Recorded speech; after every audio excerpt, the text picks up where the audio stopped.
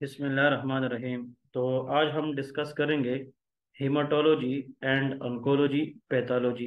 इसका जो pathology part है सुपर सुपर इम्पोर्टेंट। प्लीज़ जितने भी लोग हेमाटोलॉजी की पैथोलॉजी को सही तरीके से जान जाएंगे, उसको सही तरीके से आप लोग कंसेप्चुअल तरीके से पढ़ेंगे, तो believe me that is super super important and it will clear many MCQs to you guys. ठीक है, so being with us just start करते हैं the first topic that is called RBC morphologies.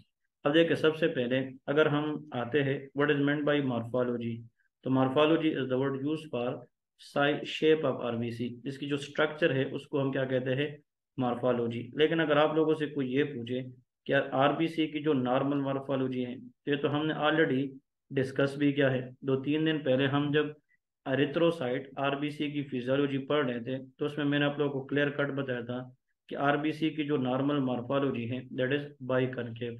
तो अगर हम इस सेल को देखते हैं, इट लुक लाइक दिस। तो बाई कनकेव शेप है। ठीक है, बाई कनकेव शेप, इसके दो फायदे हैं। Number one, by concave shape RBC की जो सेल्फ सरफेस है वो ज़्यादा होती है, और दूसरी बात ये नॉर्मली हर जगह से स्क्वीज करके निकल सकती है। to increase surface area and to squeeze smaller capillary, both are the characteristic point for biconcave shape RBC। और जितनी सरफेस एरिया ज़्यादा होगी, ऑक्सीजन कैरिंग कैपेसिटी ज़्यादा होगी, तो मतलब यह है कि हमारी बॉडी की जो ऑक्सीजन डिमांड है टिश्यू की, वो आराम से वो पूरी होगी। अगर आरबीसी की जो शेप है वो बाइकॉनकेव से चेंज होकर सेकल जब बन जाए, स्फेरिकल बन जाए, इकांतोसाइट बन जाए, स्पर सेल बन जाए, उन सबको फिर एबनॉर्मल आरबीसी मॉर्फोलॉजीज कहते हैं। जिनमें फर्स्ट को स्टार्ट करते हैं इकांतोसाइट्स, जिसको हम स्पर सेल्स कहते हैं। अब इनके नाम जो है थोड़ा सा और से देखें।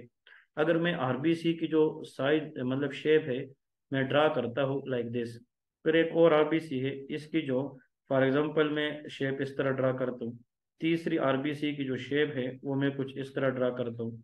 ये सारे आरबीसी है। अब इनमें फर्क क्या है? एक तो इन सब की जो सिमेट्री है, मतलब एक जैसे होने की जो दलील है वो नहीं है। They are are asymmetric. So the यहाँ पे लेके एकांतोसाइट का मतलब A for acanthocyte mean asymmetric in nature. फिर हर आरबीसी से देखे तो इसकी मेम्ब्रेन से मैंने आउटग्रोथ निकाली है। दीज आउटग्रोथ आर कॉल्ड स्पर्स। इसको क्या कहते हैं? स्पर्स। तो ऐसी आरबीसी जो टेस्ट के अंदर एसिमेट्रिक हो और इसकी मेम्ब्रेन से आउटग्रोथ निकली हो, ये आउटग्रोथ है, जिनको हम एकांतोसाइट या स्पर सेल्स कहते हैं। तो ये कहाँ पे होते हैं? लीवर डिजीज के अंदर। Abetalipoproteinemia, what is abetalipoproteinemia? It is autosomal recessive condition. ये हम लाइपोप्रोटीन मेटाबॉलिज्म जब बायोकेम के अंदर पढ़ेंगे तो वहां पे डिस्कस करेंगे। लेकिन इसमें तीन चीज याद रखें। A condition characterize by low cholesterol, low LDL and low VLDL, इसको abetalipoproteinemia. And vitamin E deficiency, तो liver disease, abetalipoproteinemia and vitamin E deficiency. इन तीनों के अंदर जो आरबीसी की सिमेट्री है वो भी खराब हो जाती है, और abnormal there is projection outgrowth of irregular interval that is spur cells. तो एकांतोसाइट एसिमेट्रिकल आरबीसी को कहते हैं, जिससे बाहर आउटग्रोथ निकलती है, जिसकी वजह से उनको हम स्पर सेल्स भी कहते हैं। ठीक है जी। इसके बाद अभी हम नेक्स्ट कंडीशन की तरफ आते हैं कि what is the next condition and we will discuss that is well. उसका नाम है इकाइनोसाइट्स, जिसको हम बर्सेल्स कहते हैं। क्या कहते हैं? बर्सेल्स। अब देखें, इकाइनोसाइट और बर्सेल्स, इसमें क्या फर्क है थोड़ा सा इसको मैं आप लोग को बताता चलूं कि इसमें जो आरबीसी हैं दे आर स्मॉलर और मोर यूनिफॉर्म प्रोजेक्शन देन इकांतोसाइट। इसमें वेरिंग साइज है। इसमें जो आरबीसी है कुछ छोटे कुछ बड़े होते हैं। इसमें आरबीसी की जो साइज है वो यूनिफॉर्म होती है, लेकिन प्रोजेक्शन उसमें भी थे। अगर मैं इस तरह एक आरबीसी को ड्रा करूं और ये इसके साथ बाहर जनाब क्या है? प्रोजेक्शन है। ये एक और आरबीसी है, ये भी प्रोजेक्शन है। अगर ऐसी आरबीसी शेप जिसमें प्रोजेक्शन यूनिफॉर्म होते हैं साइज के लिहाज से, तो उनको इकाइनोसाइट कहते हैं। E for even mean echinocytes are even even similar to each other.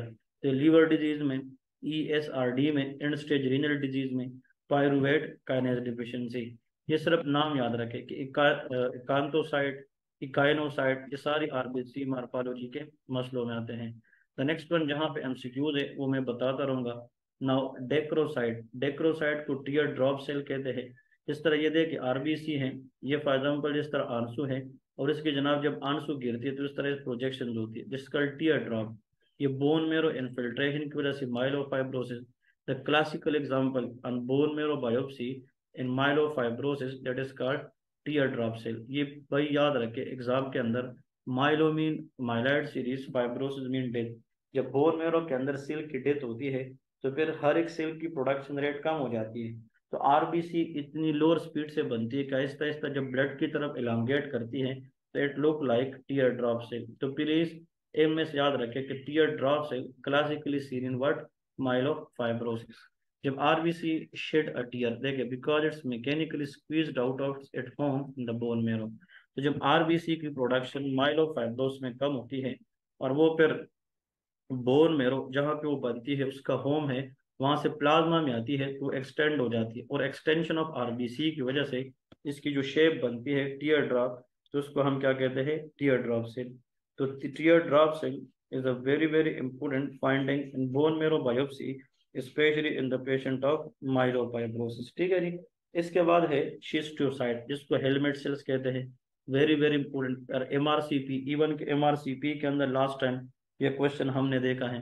इसमें MAHA, micro angiopathic haemolytic anaemia, DIC disseminated intravascular coagulation, TTP thrombotic thrombocytopenic purpura, haemolytic uraemic syndrome, and HELLP like haemolysis, elevated liver enzyme and low platelet syndrome, mechanical haemolysis, heart wall projection, इन सब के अंदर होता है।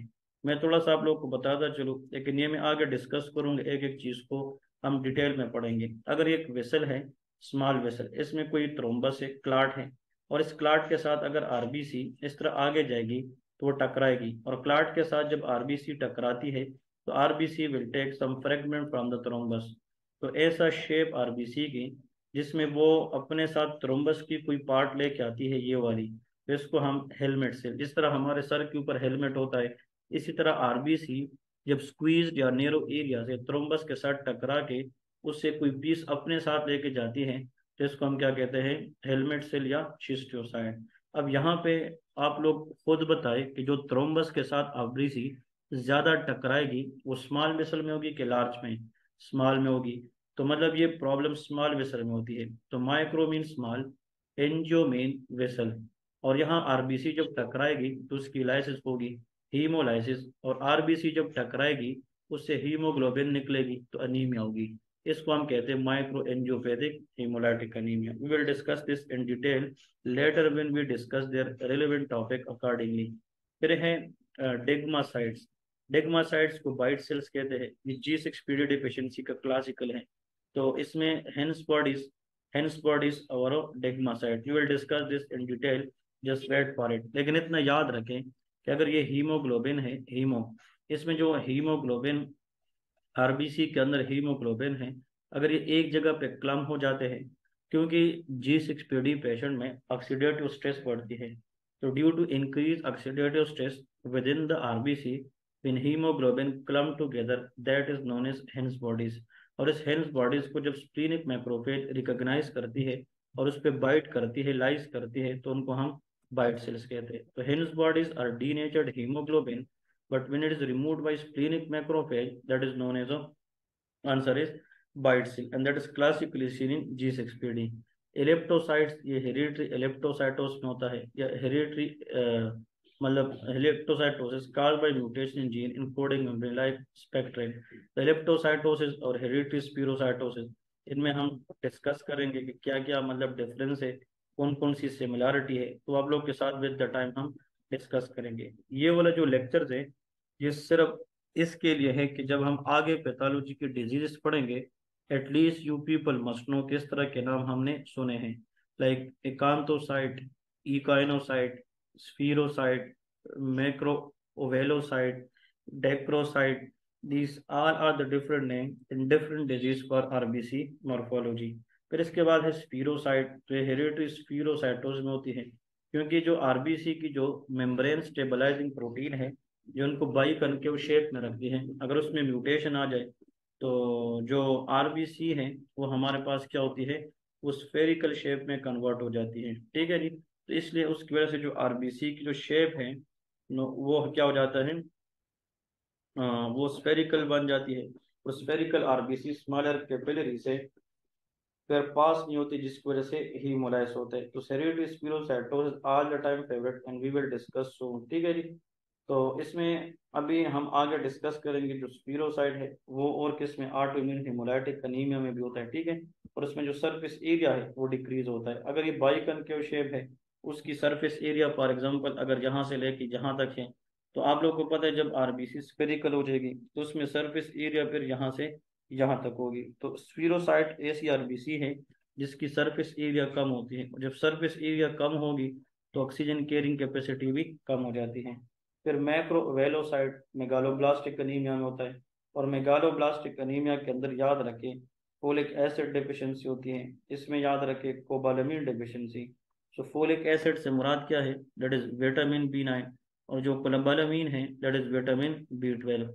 So vitamin B9 and vitamin B12 deficiency, they are commonly seen in megaphoric acid deficiency, ठीक है।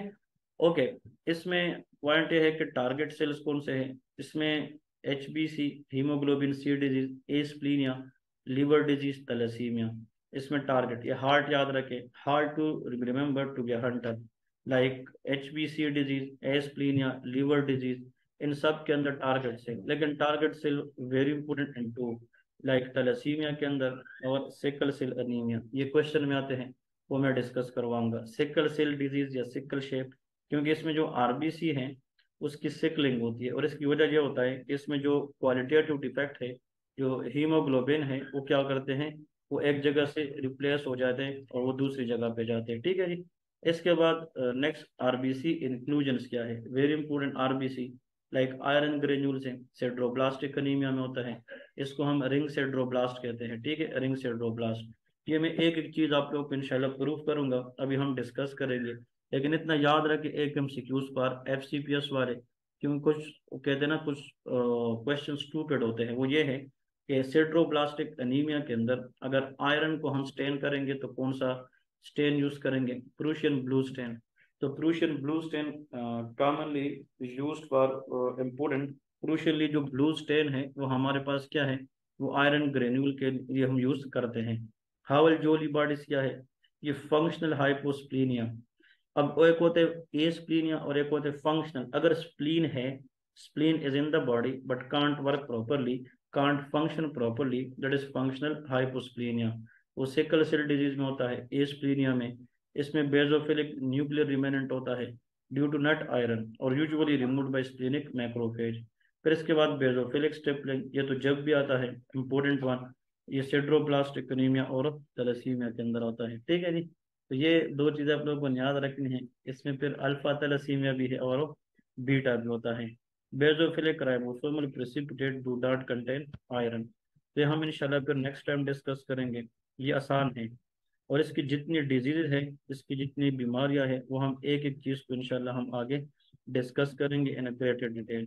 फिर है पेपन हैमर्स बॉडी, ये एफसीपीएस के अंदर जो है लास्ट टाइम भी आया था, ये आप लोगों ने याद रखने, सिड्रोब्लास्टिक में होता है।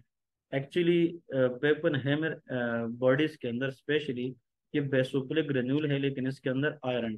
सो पेपन हैमर, हैमर के अंदर आई है, hammer is like haem is iron. और हेंस बॉडीज आप लोग को बताया था डीनेचर्ड एंड प्रिसिपिटेड हीमोग्लोबिन होते हैं, जो G6 डिफिशिएंसी होते हैं। और जब वो या denatured haemoglobin splenic macrophage recognise करेगी, तो फिर उस पे जनाब कट लगाएगी, जिसको हम बाइट सिक्स कहते हैं, ठीक है जी। तो ये चीज़ आज तक इंशाल्लाह याद करें, कल फिर आगे उसको मजीद प्रोसीड करेंगे। और जो प्रॉपर डिजीजेज हैं अनीमिया से, लुकीमिया से, वो इंशाल्लाह कल से हम फिर डिस्कस करना स्टार्ट करेंगे।